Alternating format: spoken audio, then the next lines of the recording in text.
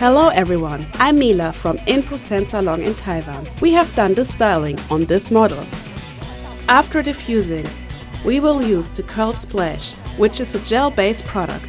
It can create a beautiful shine and prevents frizz after styling.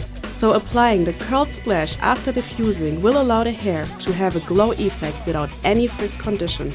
It also can enhance the separation texture and provide a medium hold to the hair. I hope you enjoyed today's video. 希望大家喜欢。